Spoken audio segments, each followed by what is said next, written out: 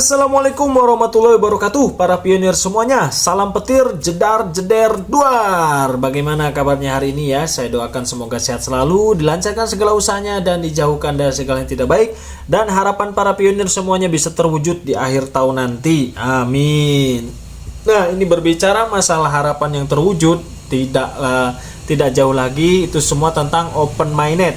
Nah, pada video kali ini saya akan membahas tentang open minded dan nanti kita bahas masalah validator KYC yang memang sampai sekarang yang paling disoroti ya untuk menuju open minded ini kan ya KYC dan migrasi ya, dimana core team kan membuat statement dimana minimal 15 juta pionir sudah KYC dan berapa juta ya, 5 juta udah migrasi lah, kasarannya begitu. Namun ya nyatanya sekarang kurang 2 bulan ternyata masih banyak sekali kendala yang dialami saat KYC. Ya. Nah, tapi di sini saya mau bertanya nih ya, sebelum kita bahas itu semua, saya mau bertanya kepada para pionir. Jika nanti jika nanti ya, kan segala sesuatu bisa terjadi. Jika nanti tahun 2025 Januari nggak jadi open minded. Nah, saya tanya, Anda sebagai pionir, entah itu pionir sejati atau pionir apapun itu ya, pokoknya pionir yang sudah nambang lama atau yang baru, Anda masih mau nambang Picoin nggak? Anda masih mau nunggu Picoin nggak sampai benar-benar open minded? Misalkan nanti awal Januari 2025 meleset lagi, diundur lagi open mindednya. Nah, coba tulis di komen ya. Nah, ini saya ada anggota grup WA saya ya, dia ini ya pionir sejati lah ya kan, udah punya ribuan koin, dia juga jualan minuman ya, menerima pembayarannya pakai Picoin ya. Jadi sudah pionir banget lah ya. Nah, mungkin namanya juga orang kan ada di titik bosen ya, titik bosen nunggu ya. Nunggu habis itu kabar yang beredar ya itu aja. Nah, akhirnya dia buat statement seperti ini. Ya. Jadi di atasnya itu kan ada orang yang memang ya di chat atasnya itu kan ada orang yang memang kritis ya. Ini paling open minded mundur lagi gitu ya. Bahkan sampai ngamuk-ngamuk, marah-marah lah. Kemarin sudah buat saya kontennya. Nah, akhirnya anggota grup WA saya yang pionir sejati ini komen ya, gini ya komennya ya. Ya udah gini aja lah. Kita kasih satu kali lagi kesempatan buat core team 28 Juni 2025. Apakah open minded atau tidak? Kalau meleset lagi, saya juga malas sama Pi yang bertele-tele. Dia bilang kan 28 Juni 2024 adalah Pi Today terakhir. Artinya tidak ada lagi Pi Today berikutnya.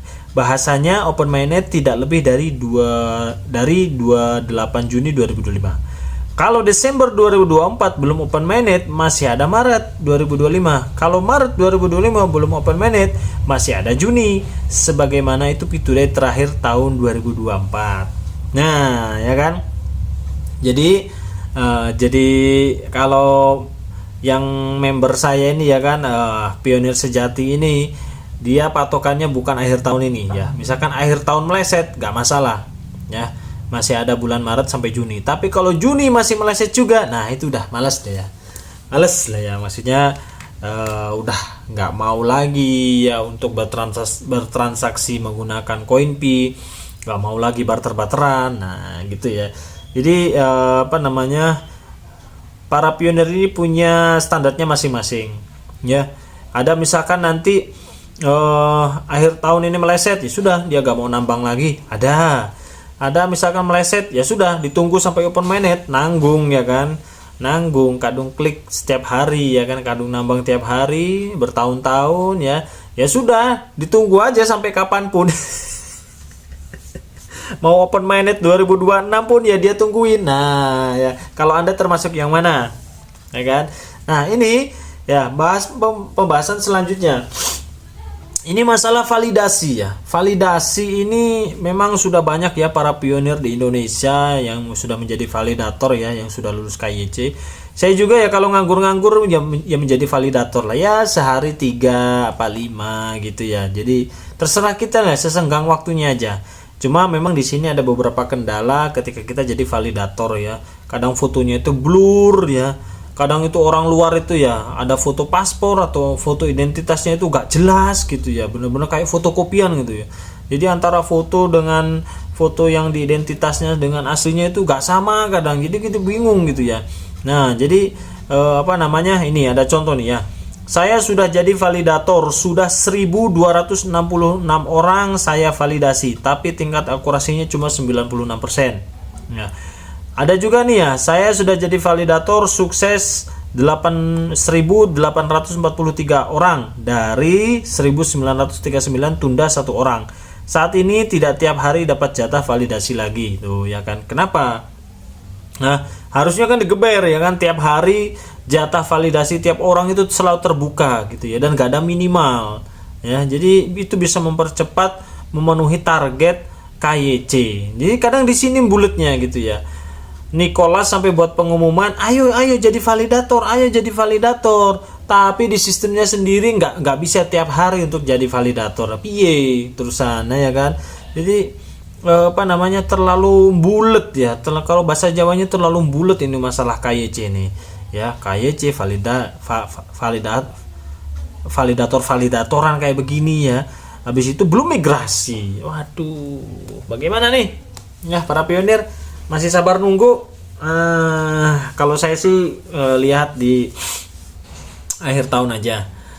Lihat di akhir tahun, kalau meleset ya masih sabar. Itu tadi saya ngikut orang ini nih, bener nih ya. Sampai tunggu lagi sampai dengan Juni. Ya, ya mau gimana bos? Ya, pionir maunya ya akhir tahun langsung open minded, langsung cair gitu kan ya. Tetapi kan kalau nasib takdir berkata lain, mau gimana lagi? Ya kan, ya nggak bisa dipaksain juga gitu ya. Si Nicholas ya buat sistemnya begitu ya. Jadi kita nikmati aja lah ya nih alurnya, ini hiburannya ya, jadi hiburan lah saja ya. Semoga aja kalau memang pengen cepet KYC-nya, udah itu validator hilangkan saja ya. Jadi langsung ke sana gitu loh ya. Ada sistem yang memang bisa melacak gitu ya, verifikasi wajah itu sesuai gak dengan KTP-nya kan ada toh ya. Jadi otomatis gitu loh cara KYC-nya, nggak perlu pionir yang menjadi validasi lagi ya, gimana gitu ya bos. Nama juga the human error itu pasti ada. Waduh gua ya kan human error ya. Jadi kadang kita ini begini ya, kalau memang Pin Network ini niat untuk open minded, bisa saja kan mereka tinggal diluluskan aja gitu loh yang sudah ada itu ya. Tinggal diluluskan gitu. Sudah. Nah, jadi nggak tahu lah, pusing saya.